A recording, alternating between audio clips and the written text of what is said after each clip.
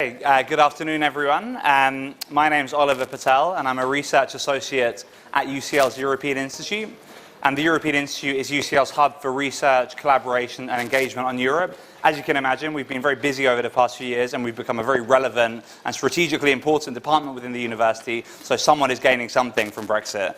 And I'm here today to talk about this topic. I'm sure that a lot of you already know some or a lot about it, so I'm sorry in advance if some of the stuff you already know, but I'm hoping that I can provide a bit of depth and a bit of substance to what is quite a complicated issue that's often, simplified and spoken in very simplistic terms in the debate. I'm hoping I can add a bit of meat on the bones of the Brexit discussion today, and give you a flavour for what the sort of lecture-style experience is in UCL, because I know that's one of the points of these sessions.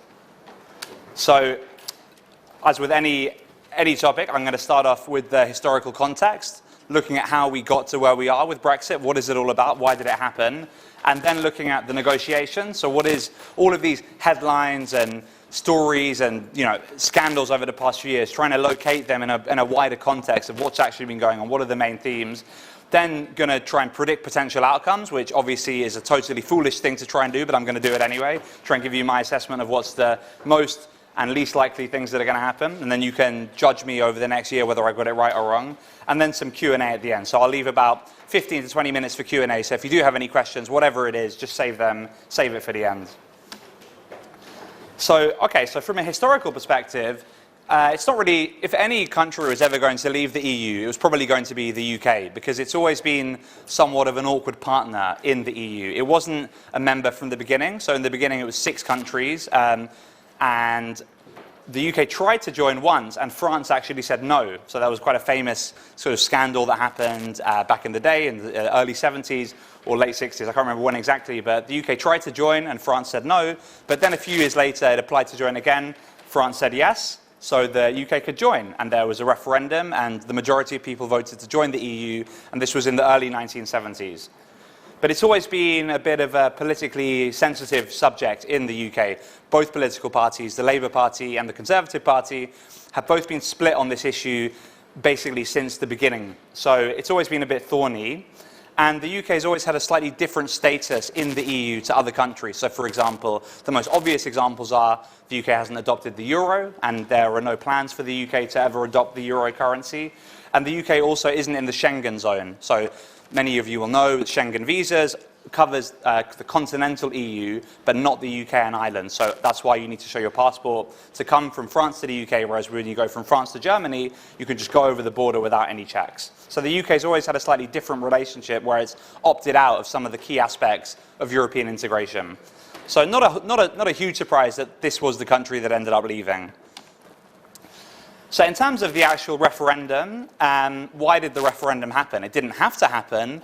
It was a political choice. There was no legal necessity for there to be a referendum. But in the sort of 10 years or so before the referendum happened, what was happening was the Conservative Party were hemorrhaging votes to UKIP, who were on the right of them. So they were hemorrhaging votes, and it got so bad that at one point UKIP won 4 million votes, and many of these votes were being taken from Conservatives. So the Conservative Party was very worried about this phenomenon, and David Cameron and his buddies kind of thought, okay, what are we going to do about this? What are we going to do in the 2015 election to make sure that we win that election and stop the hemorrhaging of votes to UKIP? And the very clever plan that they came up with was, we'll give the UKIP voters what they want, and what UKIP could never give them, which is a referendum on EU membership. Because the main thing that UKIP have always advocated as a party is for the UK to leave the EU. But as UKIP will never be in government because they're too small, they can never actually make it happen. So David Cameron thought, this will be our messaging in the campaign. We'll tell the UKIP voters, there's no point voting for UKIP, because if you vote for the Conservatives, you actually get a referendum on the EU, which is what you want. A very clever strategy until the actual referendum, which was lost by David Cameron, who then resigned immediately after. So it was a great strategy to stay in power for an extra year or so, and the election went well, but then the referendum didn't go quite to plan. So a huge strategic error there by David Cameron, who did something to try and increase his power, but it ended up being his demise, which is obviously quite a common theme in politics, and that seems to be what happens to most politicians, who they try and go for a bit too much power, and then that's the end of them. That's what happened with David Cameron.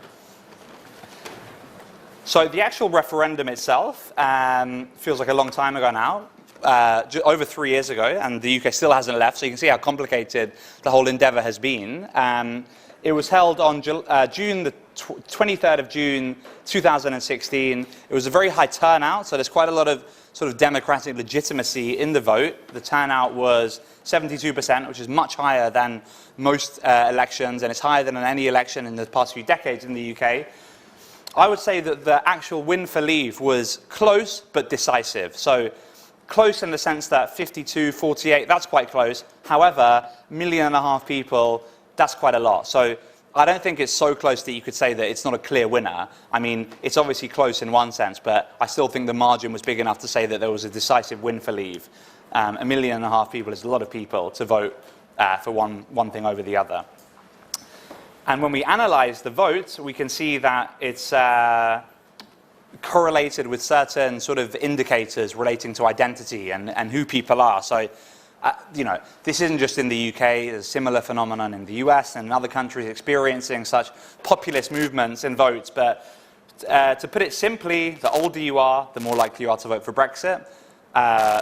The higher your level of education, the more likely you are to vote for Remain, and then you have these regional dynamics. So in London, among university-educated people, it's very possible that you could all go your whole year or whatever of your masters and come across very few people who actually voted for Brexit, because it's just not, there's just not a high proportion of them in the demographic that you'll be mixing with, which is international, young, well-educated. Whereas if you take a train to one of the small villages or towns, you might find it hard to actually meet someone who voted for Remain. So there's a total split in the country.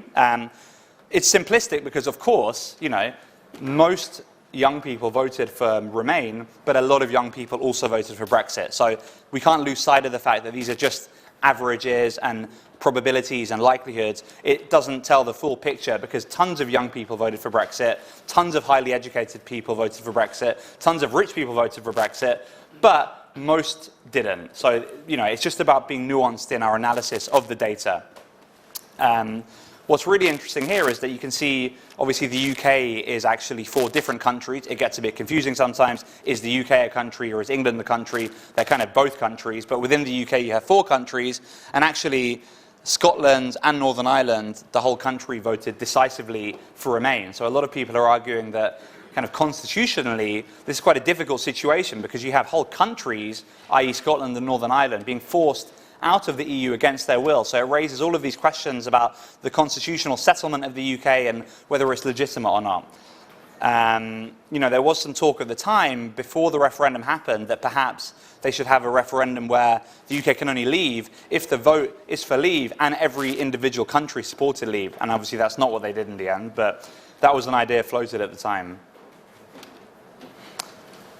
So again, this is quite simplistic, but one of the key points is that, why did people actually vote for Brexit? It would be ridiculous to not put migration at the top of the list, because it was so obvious from all of the evidence we have, all of the polling we have, the campaign, what people were saying at the time. It was so obvious that migration was the #1 reason why people voted for Leave.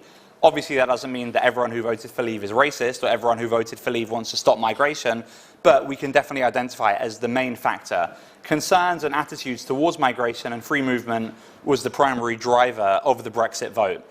Other important drivers were a sense of insecurity, economic insecurity, and a sense of a lack of control. But these are quite abstract things, and migration is kind of one of the tangible examples of how these abstract fears were expressed. So fears about control and economic insecurity and kind of losing something, or, you know, those were expressed in a hostility or a sort of skepticism towards migration.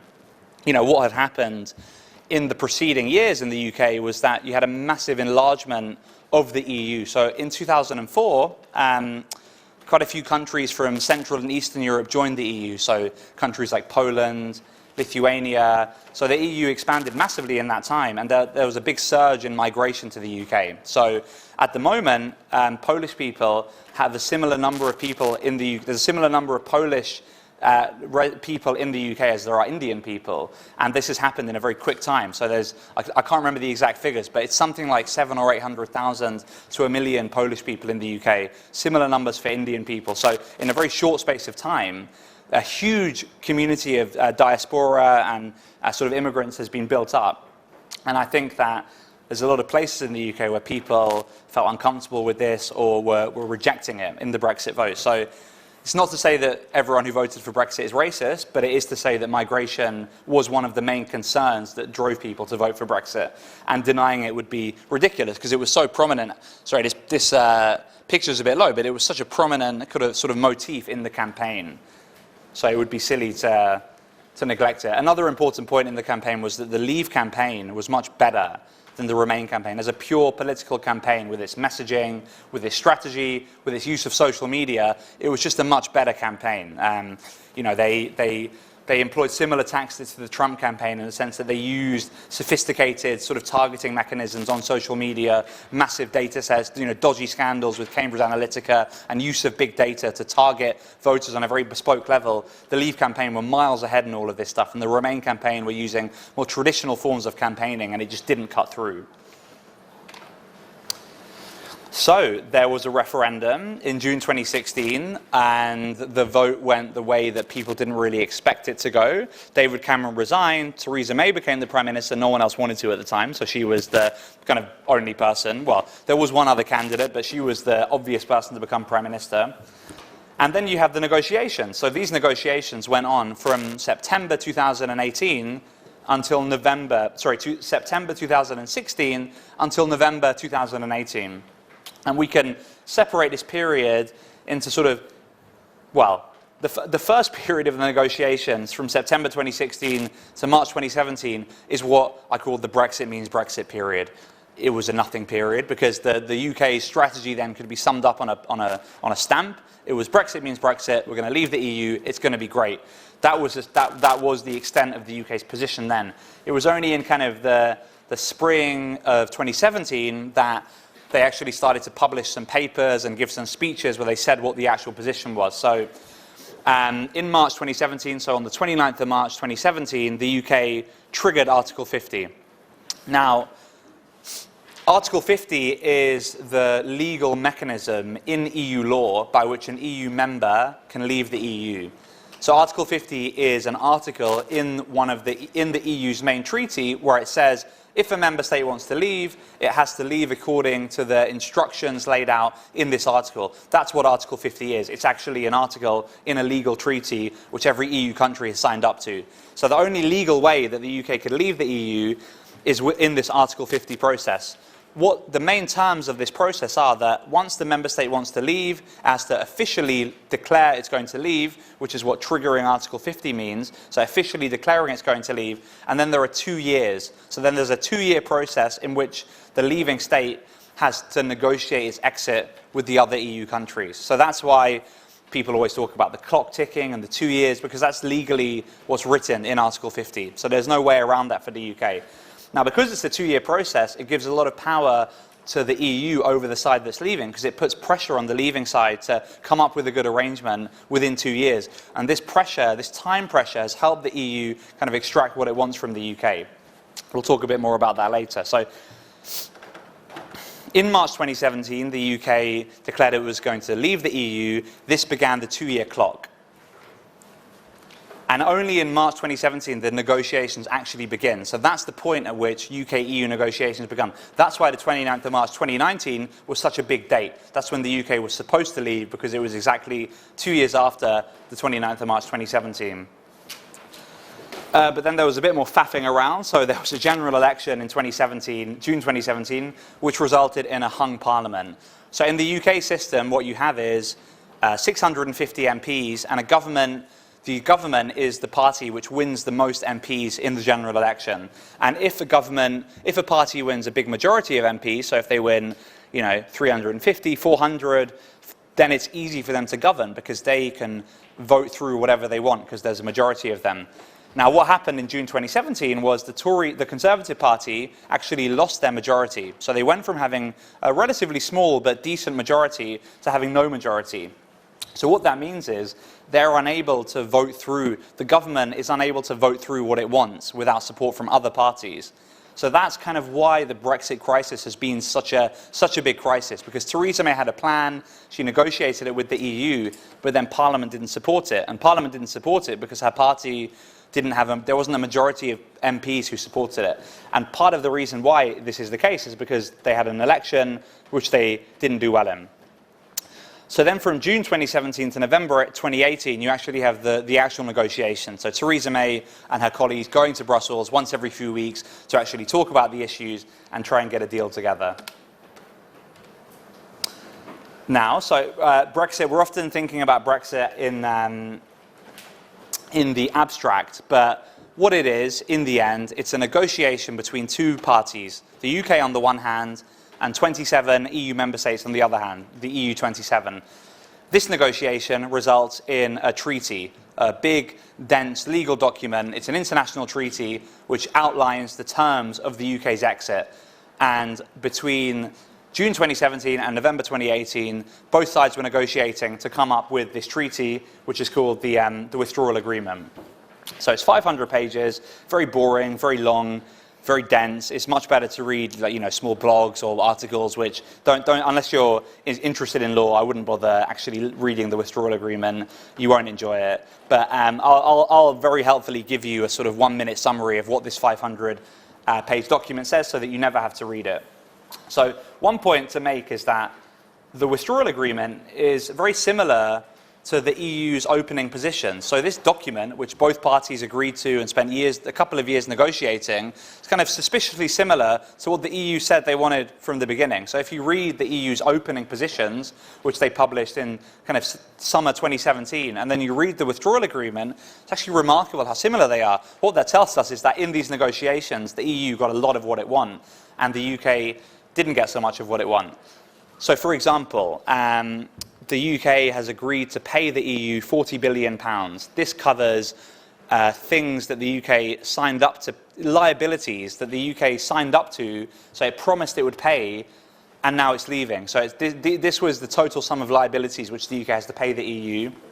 There's a chapter on citizens' rights, which basically means that EU citizens that are currently in the UK and UK citizens that are currently in the EU are able to stay and live their life kind of in a similar way to they are now. There are lots of sort of technical details of difference on very specific points, but broadly speaking, EU citizens who are currently here can stay here and vice versa. The deal contains a transitional period, which is a period until the end of 31st of December 2020, where everything stays the same. It's kind of standstill. So it means the UK leaves the EU, but nothing changes. The UK still follows all the EU rules. They still trade and cooperate in the same way. The point of this standstill period is to give them more time to negotiate, because what you'll see in this withdrawal agreement, it only covers a very specific set of issues. Nothing on security, nothing on defence, nothing on education, nothing on research, nothing on basically most things. Most of the areas in which the UK and the EU collaborate, every policy area you can think of, climate change, space, satellites, student mobility, none of it's actually covered in the withdrawal agreement, because the withdrawal agreement is like a divorce deal, and then the future relationship is a separate thing. So essentially, it's taken 3 years to have a referendum and come up with one half of a deal which hasn't even been approved yet. So that's how little has actually been achieved in 3 years, which kind of goes to show how complicated this whole Brexit thing is. They've had 3 years and they've come up with one deal which covers 3 or 4 issues which hasn't even been ratified. So it kind of indicates that this whole thing could end up taking about 10 years, which is what a lot of people said from the outset. So the most contentious part of the agreement, and one of the main reasons why it was never approved by the Parliament, and the fact that it was never approved by the UK Parliament is the reason why Brexit hasn't happened, is this thing called the Northern Ireland backstop. Now here's where things start to get a bit technical and maybe a bit more difficult to understand. So Northern Ireland is part of the UK, but it's geographically on an island with Ireland. So its border is the Republic of Ireland, but it's politically part of the UK. Now, as Northern Ireland and the UK and Ireland are all in the EU, that means that there's no checks on the border. So goods can flow freely between Northern Ireland and Ireland because they have the same trade policies, they have the same regulations. There's no difference between the two legal systems, so nothing has to be checked.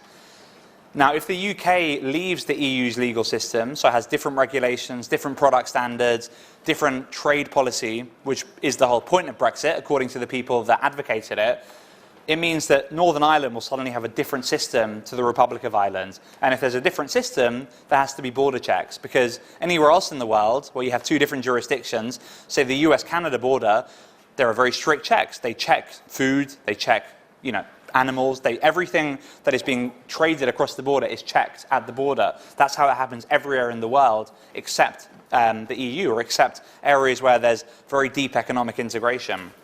Now, what this backstop is it's a way for there to be no checks between Northern Ireland and the Republic of Ireland after Brexit. So it's a way for the border to remain open. And what it essentially means is that Northern Ireland remains tied to the EU's trade policy and regulations, and the whole UK does to a certain extent as well. So it basically means Northern Ireland kind of, in some senses, remains part of the EU in its trade regime and in an economic sense. And the whole UK does to a certain extent as well. So the whole UK remains in a customs union with the EU. So this was kind of the solution that was proposed to, okay, how do we have no border? How do we have it? Is by the UK remaining a bit of a rule taker. So it continues to follow EU rules in some areas, especially Northern Ireland, so that there are no checks on the border. This solution, which is encompassed in the withdrawal agreement, so the UK government signed up to it, has proved very controversial politically. So essentially Brexit has got stuck. They came up with a deal. They came up with a deal which has a provision for how there can be no border between Northern Ireland and the Republic of Ireland, but this provision has become the reason why MPs, especially Brexit-supporting MPs and right-wing MPs, won't support the deal. So this is the kind of dilemma which we're stuck in, and we've been stuck in it for a few years now. No one's come up with a solution. So I don't know if this... Can you actually see the bottom of this thing? Can it be seen? Not really. I'll try and explain it. So at the top of the thing, you have single market and customs union. The UK wants to leave those things. That's the EU's trading sort of framework. Then you have no border in Ireland. So the UK wants to leave the EU's customs union and single market, but it also wants to have no border in Ireland. But it also doesn't want Northern Ireland to have a different system to the rest of the UK. So what we have is a situation where what the UK wants are things which are incompatible. So either you leave the EU but keep following their rules and the border stays open, or you leave the EU and do your own thing, but then there's a border. Or you leave the EU and Northern Ireland follows the EU, and you have no border, but then Northern Ireland is separate from the UK. So those are all the options, and none of them are acceptable to people who support Brexit. And there's not really any way around this. And Boris Johnson won't get around this either. It's got nothing to do with personality or how good of a politician you are. It's the EU will not compromise on any of this, because the EU will say you either follow our rules and then we have no border checks, or you don't follow our rules and we have border checks. And there's no way around that. So Brexit is kind of stuck on this whole issue. This whole issue of the Northern Ireland border is why Brexit is stuck. Just to give a bit of background on the concepts we're actually talking about. So the EU single market is quite a unique example of free trade between different countries. So you have free trade agreements between lots of countries. That's very common in the world. The EU's just signed a free trade agreement with Japan. But what you have in the single market is a much deeper level of economic integration than is seen between independent countries anywhere in the world. And that deep economic integration is enabled by a shared legal system. So the rules on lots of things are the same in every EU country. So for example, when you buy a beer in France or in the Netherlands or in Sweden, the rules about that, how that beer is made, what's on the label, what can be in the beer for it to be called beer, are EU rules. So beer is a product which is, across the whole EU, has the exact same regulatory standards applied to it. So that's what the single market is. All of these countries agree to follow the same rules. They decide them together and then they agree to them. And those rules are policed by the European Commission and the European Court of Justice. So they have the same rules and shared institutions to police those rules. So that's why they can have a much deeper level of economic integration than, for example, the EU and Japan, which can have a free trade agreement where they agree to make things easier in some areas, but they can't have the same rules because they have different governments, different legal systems, and it doesn't work like that. And then these shared rules and this legal system enables goods, services, capital, and people to move freely across the EU. Obviously, people is the key one because that free movement of people is what has caused very high levels of migration to some member states, which is one of the reasons why the Brexit vote happened. Just a side point, there are 3 countries that are not in the EU, but in the single market. So this is where, again, where things start to get a bit strange. So Norway, Liechtenstein, and Iceland are all members of the single market. What that means is they benefit from this level of economic integration with the EU, but they have to accept some kind of democratic compromises because they don't get a say in any of these rules. So the rules on beer that I spoke about are decided at EU level, but the Norwegian ministers are not around the table when those rules are decided, even though Norway has to follow them. But in return, Norway gets very deep integration with the EU, which means lots of trade and other economic benefits. The customs union, which is a general concept, many countries are in customs unions with each other, is another part of the EU's sort of integrated trading arrangement. Again, what it means is that the EU does trade deals with other countries as a bloc. So the EU does a deal with Japan, the EU does a deal with Mexico, all of these kind of things. It does it as one, which means that the EU applies the same tariffs to non-EU countries and the same rules on goods. So these integrated legal systems are what enable free trade within the EU. And the UK wants to leave these systems, but doesn't want the free trade to stop. That's the dilemma. The UK wants to leave the single market and customs union because it wants to have its own rules, do its own thing, be sovereign, control migration, but it doesn't like the consequences of that. Border checks. If you have border checks, you have a slower economy because you need free movement of goods for the manufacturing, supply chains and the factories and all of that stuff to go quickly. So for example, the car industry relies upon just-in-time supply chain, whereby all of the parts at a Toyota factory have been delivered a few hours before they go onto the production line. They don't store the parts there for weeks. They have them come in from Europe and elsewhere on lorries every day so that they can go straight from the lorry onto the production line. This is an example of why the free trade that the EU's frameworks enable are good for the economy. The UK wants to leave those frameworks but not have the economic pain. And that's why Brexit is stuck, because you can kind of only do one or the other.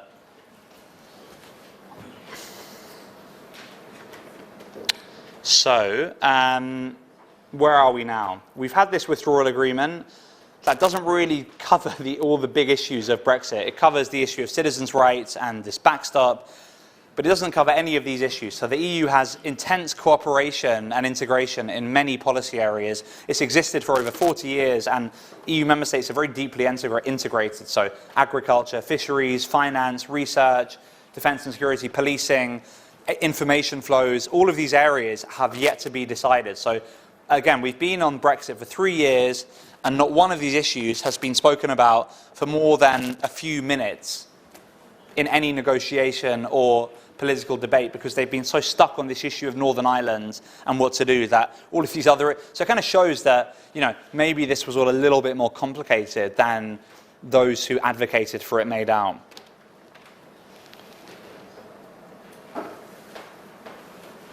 So, June to 2017 to November 2018, the UK government, and the EU negotiated a deal. They both signed it, they both agreed to it. Then what has to happen in the UK law is for that deal to be approved, the Parliament needs to approve it. So the deal cannot be ratified or come into force unless UK MPs say they agree with it. That's how the UK systems work. The government is only a government through Parliament. So Parliament is sovereign in the UK. That is the sort of the bedbone of the UK's constitution and political system, is that Parliament is sovereign, so it has to have the final say on these matters. Unfortunately for the government, they tried to get it through Parliament a few times and they kept failing. So you probably would have seen this on the news when it was happening at the time. There were 3 meaningful votes. So 15th of January 2019, the deal was rejected by 230 votes, which was the biggest ever government defeat in Parliament in the UK's history. So it was a bit of a record. Then about a month, quite a bit later in March, the deal was rejected again by 149 votes. So then you're thinking, okay, what's going to happen here? Does that mean there's going to be no deal? Is the UK just going to crash out without a deal? And then on the 29th of March, which was the day the UK was supposed to leave, so it was getting very tense at this stage. No one really had a clue what was happening or going to happen. The government was kind of playing a bit of a game with Parliament, trying to blackmail Parliament into voting for it by saying, if you don't vote for it, we could have no deal or we could have no Brexit. But MPs again rejected it. And after they rejected it, the UK ended up asking the EU, can we please be in the EU a bit longer to sort this mess out because we don't want to leave without a deal. Now, why did everyone reject it? What's strange about this rejection of the deal in Parliament is that different constituencies, so different groups of MPs, were rejecting the deal for different reasons. So people who are very pro-Brexit and want a hard version of Brexit thought the deal wasn't Brexit enough. So it was Brexit, but not Brexit enough.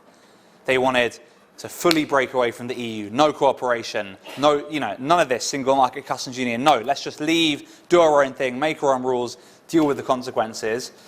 And of course, there's lots of MPs who don't want to leave at all. They want to have a second referendum, they want to have an election, they want to have a much softer version of Brexit and closer alignment than what this deal provided for. They also voted against the deal because if they voted for the deal and Brexit happened, they would never get a chance to push for what they want. So you've got a weird situation in which people who want Brexit don't vote for the deal, and people who don't want Brexit also don't vote for the deal, because they're both trying to get what they want in the end. Obviously, only one of these groups can win, so they're both gambling at this stage, but they both vote against the deal. Because they both vote against the deal, it doesn't go through, and Brexit hasn't happened yet. That's why we are where we are today, in a weird limbo situation where the UK is still in the EU until October, no negotiations are happening, and no one really has a clue what's going to happen or how it's going to happen. And to kind of make things even more messy, there was this thing called indicative votes. So this was a chance for the Parliament to say, OK, we didn't vote for Theresa May's deal, but is there anything we do support? Is it a softer Brexit? Is it a harder Brexit? Is it a referendum? Now, quite hilariously, I think, they voted for 8 different options, and none of them received a majority.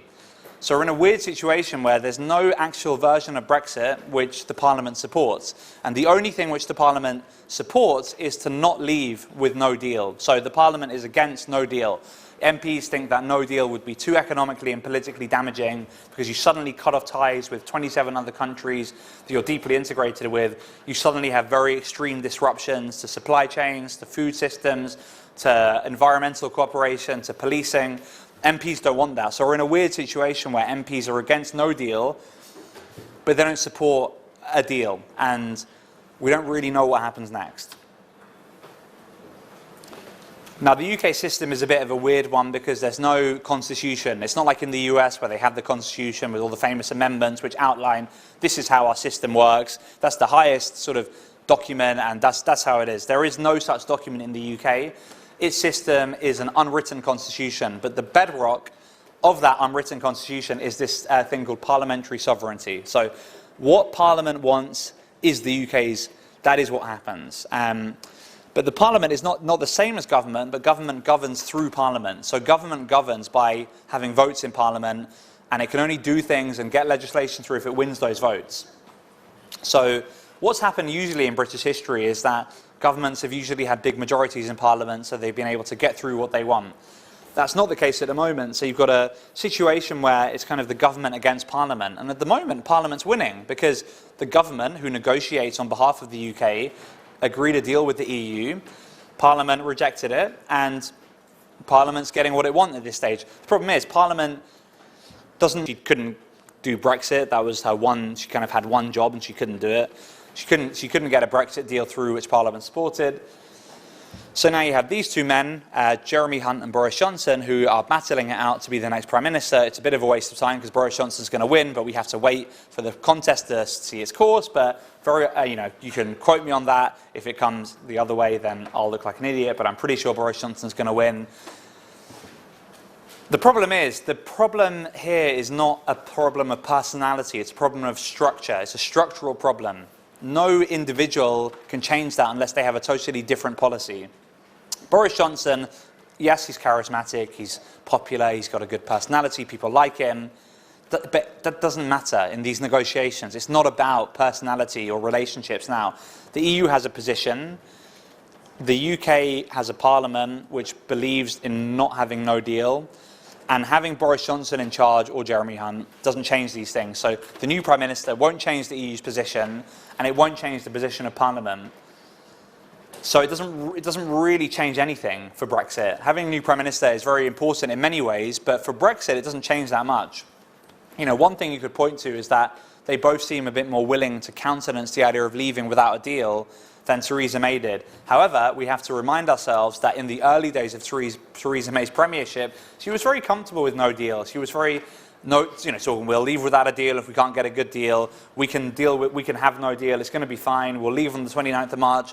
Politicians will say whatever they want to get elected at the time. It means absolutely nothing for what will happen in a few months' time when Boris Johnson is in the room in October trying to deal with the Brexit crisis. What he says in a leadership campaign now is totally irrelevant. I would just pay no notice to it because Theresa May said the exact same things in the early days of her premiership. And what happened in the end? She didn't go for no deal, and the UK didn't leave the EU, and they didn't leave on the 29th of March. So everything she said didn't happen, and I have no reason to believe that it wouldn't be exactly the same with the next Prime Minister. So here's where I try and predict the outcomes, and these are all potential outcomes. Can you see them? Not the bottom one, but you can see most of them. So in my opinion, this is not scientific. It's not based on anything other than me on the train thinking what I think is the most likely based on stuff that I've read and interviews I've done over the years. General election, I think, is currently the most likely because you can imagine Boris Johnson thinking, you know what, I've got this. I can win this election. He'll probably be quite arrogant and think, I'll do this, try and get a big majority, then it solves his problem. So that's why I think a general election is quite likely. If not that, another extension of Article 50. They might say, well, you know, we're trying to negotiate again, so give us a bit more time. New deal passing, I think, is unlikely because the EU is saying resolutely, we're not renegotiating, this is the deal, you take it or leave it. Current deal passing, I mean, pretty unlikely that Boris Johnson would get, you know, I mean, he doesn't support it, so I can't see that happening. No deal is interesting because you'd think that if the Prime Minister wants no deal, which both of them, Boris Johnson especially, have said they're happy with, that it's a likely outcome. I have always thought no deal was very unlikely because in the end, it's so damaging for the UK, it just damages whoever's in charge then. So no deal is just the end of your political career. That's why Theresa May didn't go for it in the end. You know, if you suddenly have a situation where, you know, normal people can't get a flight easily or get a train easily or they don't have stuff in the shelves in Tesco, all of a sudden you get all these people who don't really care about politics becoming very politicized, and I don't think any government wants that. Second referendum, possible but unlikely, and the bottom one is revoke Article 50, which is basically the government declaring we're no longer going to leave the EU, which by the way is possible legally. Now what you'll notice is that none of these options are likely, except the first one, but the first one doesn't actually tell you what's going to happen. So I'm basically copping out a bit and I don't really have a clue what's going to happen, and no one does. But what we know is one of these things will happen, but they're all quite unlikely. So whatever the final outcome is, it's impossible to predict, and you know, I think there'll be an election, and then after that it depends on who wins and how much they win by. If you would have thought that the whole past few years would have changed people's minds, not really. Most people who voted for Brexit still support it. Most people who voted for Remain still support it. No evidence of massive regret on the part of those who voted for Brexit. So who knows what would happen in another referendum? Honestly, no idea. I personally think, again, non-scientific, my own personal opinion, Brexit will probably win again because you can imagine the kind of campaigning they could do, the messaging. You know, you vote for one thing and then it doesn't happen. What kind of democracy is that? I'm not giving you my personal opinion on what should happen, but what I think would happen is that Brexit, you know, could win again. I wouldn't be surprised at all. It would be very difficult for Remain to make the case that after having a vote that we just shouldn't do it at all.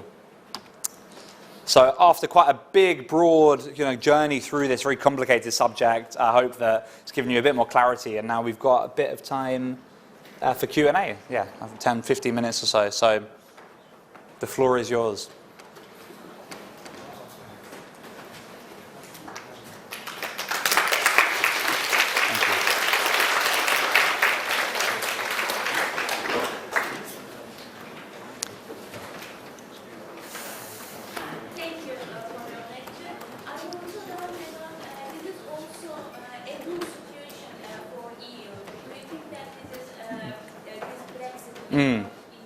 You say, is it good for the EU? I don't think so. I think that the EU will say very publicly and privately that Brexit is bad for them, because it's not good. It's not a good sign if members want to leave your organisation. And the UK, yes, we're laughing at the UK now because it's not doing very well in the Brexit process, but it's very important because it's one of the biggest economies and countries in the EU. I can't remember the exact figures, but the UK's GDP is something like the rest, the 19 smallest member states combined. So the EU doesn't want to lose the UK. And an area where the UK is really important is on security and defence. So it's only really the UK and France that are serious military players in the world, with nuclear arsenals and massive militaries and, diplomatic capabilities all over the world. So the EU doesn't want to lose the UK. There might be some people who say, well, now the UK's gone, we can integrate further and all of this kind of thing. But I don't think any EU leader thinks that Brexit is a good thing. They all don't like it. Thank you.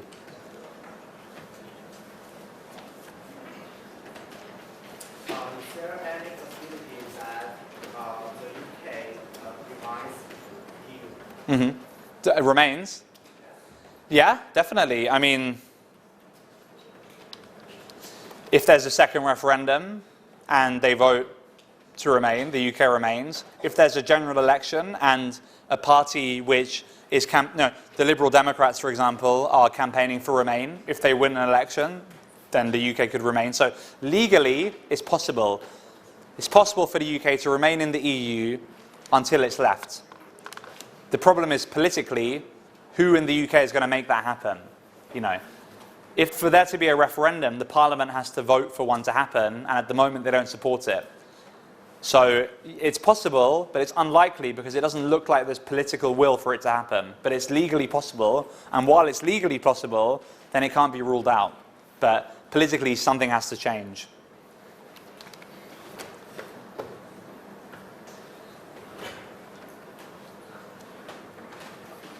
Yeah, hi there.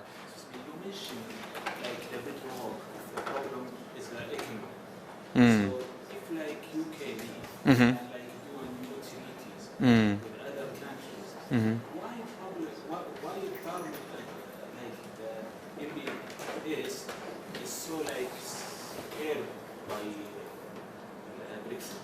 Why? Who is scared by Brexit? Yeah. But sorry, can you just repeat that? Because they can like find out. Yeah. Okay. They can make up for it with other. So yeah, that is one of the main arguments put forward, is that we can leave the EU, but then have much closer relations with emerging economies, India, China, play outside of Europe. Is that what you're saying? So this is an argument put forward. The problem with the argument is that being in the EU doesn't stop you from doing that. So Germany, for example, is pretty good at having economic relations with non-EU countries, exporting. Germany has much higher exports to, other non-EU countries than the UK. So Germany is evidence that you can still do that while being in the EU. The other point is that I'm not sure if they could make up for it. So they could mitigate, but I don't think they could make up for the loss. So trading with your closest partners and, neighbors, because geography still matters, I'm not sure if deals with other countries would make up for it. And the third point is that the EU does deals with other countries anyway. So I think that it could mitigate it, but wouldn't make up for it. That's my opinion, and that's based on the kind of economic analysis and, yeah. Either. What has happened to David Cameron during the negotiation process? Well, nothing. I mean, he has been very absent. He has not given any speeches or interviews. He's not really ever done. He's not done anything public. Yeah, since he resigned in summer 2016, he's done nothing public. Not one interview, not one article. So, I don't know. Eating lunch and chilling with his wife, and I don't know, playing golf. But who knows? Yeah, one day he'll obviously. He's actually. I think he has a contract to write his memoirs. So he's going to write. He's writing a book about his life, which I think will be available soon. I think that's what he's doing. So yeah, I don't know if anyone would want to read that, but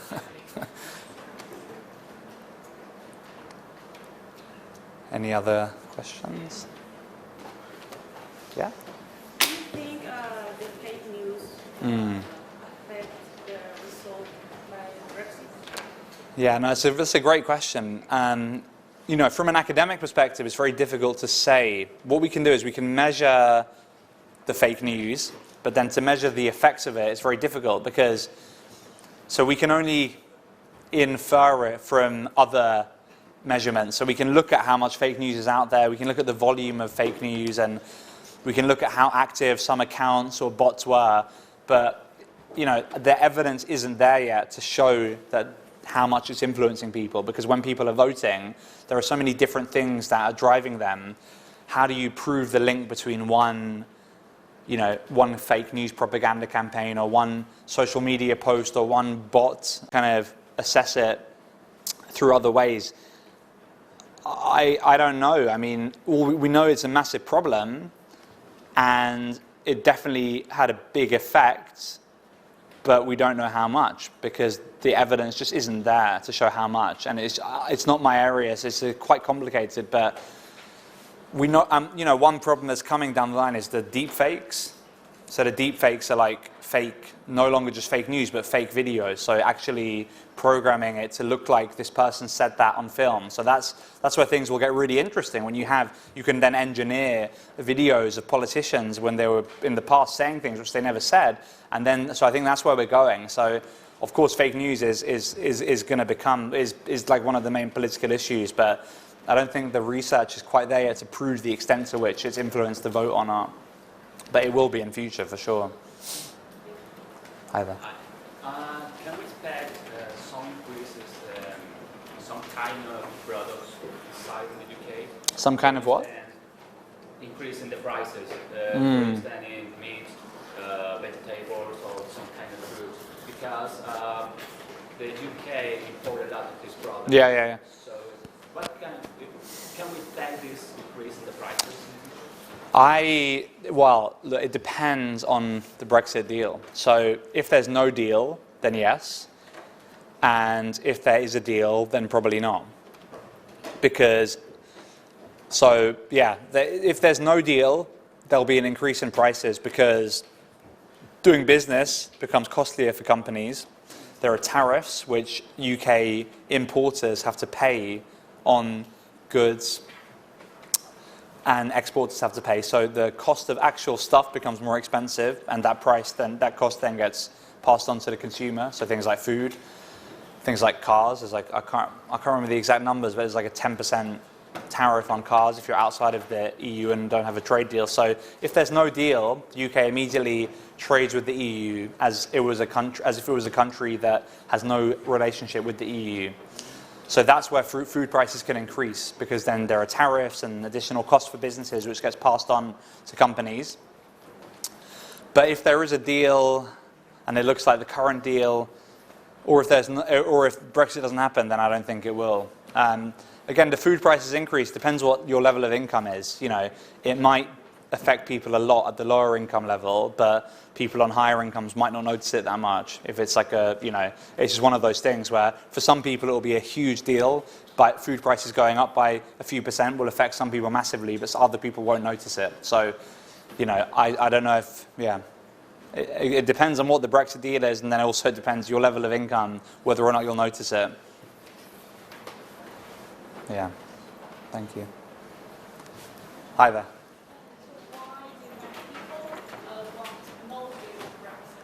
Good question, yeah. Many people want no-deal Brexit because they want to totally break free from the EU. So there are lots of economies around the world, and Singapore is often used as the example, which has a very different economic model to the EU. Low tax, much more flexible labor market, much more flexibilities for employers. If you're fired in France, it's much harder for a company to fire you in France than it is in Singapore. They have totally different economic models, much more free market, much more liberal. And a lot of people who are supporting no deal want to transform the UK's economy to resemble something like Singapore, a much more low regulation, low tax economy. It's just a totally different model to the European model. And they would argue that the only way you can do that is by breaking free from the EU. So you can't break free from the EU. You can't have a deep trade agreement with the EU, because then you're following the EU system in many ways. So they want no deal because they want the UK to break away and do something radically different. Yeah. And a lot of the I mean, this is mainly politicians. A lot of the public, I think they just think that they're fed up and they want to leave the EU, and they think this is the easiest way to do it. And it's actually quite difficult to make the case against no deal. It's quite an intellectual challenge to persuade people that no deal is bad, because a lot of people are skeptical of all of the fear mongering and, it's going to be terrible, it's going to be a disaster. They're not really listening to that. So it's quite difficult to make the case against no deal, because a lot of people just think, we get out of the EU, it's going to be fine, because that's kind of how it's been sold. But a lot of people selling it have these vested interests in, taking the UK on a different direction economically.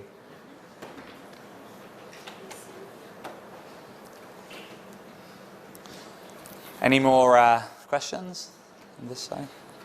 Yeah, hi. I heard Parliament was accept a similar proposal. Mm. The situation would change because of the new government reform.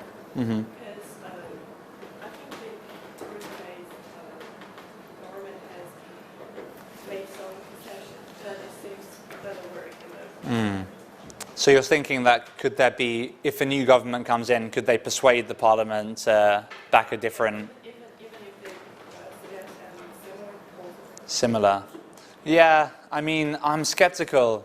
I'm just skeptical that Boris Johnson could, or, I'm assuming it's going to be him, could have the credibility to take Theresa May's deal and something very similar and then persuade his colleagues that... I mean, one thing that people argue is that maybe Boris Johnson is the only person that can persuade Brexit-supporting MPs that they have to compromise. Because what's really interesting here is that you have Brexit-supporting people that are stopping Brexit because they're not voting for the Brexit deal. It's a really weird situation. They've campaigned for Brexit their whole life, and they're not now voting for Brexit, even though it could happen if they just voted for this deal. So they're risking it to get a purer version of Brexit. So maybe a new government could persuade these people, look, Theresa May tried it, now we're in power, we see it's the same problem, this is probably the best we can get, let's just take it. I'm skeptical though. Yeah, but it's just speculation. I mean, we're just speculating about how these random humans are going to behave and think in the next few months. I mean, who knows what can happen. Politics it's not physics. It can all change dramatically. Politicians blow with the wind. Boris Johnson has been changing his position for years, and maybe he's such a good politician that he can persuade MPs in his own party to change their minds too. Who knows? It's possible. So one more question, yeah? Is it practical for the UK follow the Norway path? Yeah, that's a good question. So it's possible. It's legally possible, but it's politically, the UK just doesn't want it. Because the UK doesn't want, well, when I say the UK, I'm talking about MPs and the government, doesn't want to be in a situation where they have to continue following EU rules and continue paying money to the EU and continue accepting free movement of people without even having any voice in the EU institutions. In many ways, you could argue that's pointless. Why would you leave the EU to give up your representation and then continue following everything? So the arguments against the Norway model are quite strong, because if you're going to go for Norway, you might as well not Brexit. Because, why not just stay in the EU if you're going to pay the EU anyway and have free movement and all of this? So that's why it hasn't really ever gained any political momentum. But it's possible. It can't be ruled out, but it would require a totally different government to go for it. So it's just like the second referendum, it's legally possible but not politically. Yeah, there's like a lot of things with Brexit, legally possible, politically not likely. But again, all of these things are politically unlikely, but one of them will happen.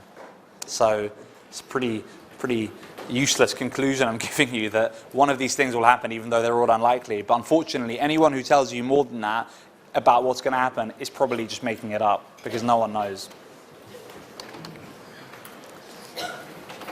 Okay, I think, yeah. Thank you. Thank you.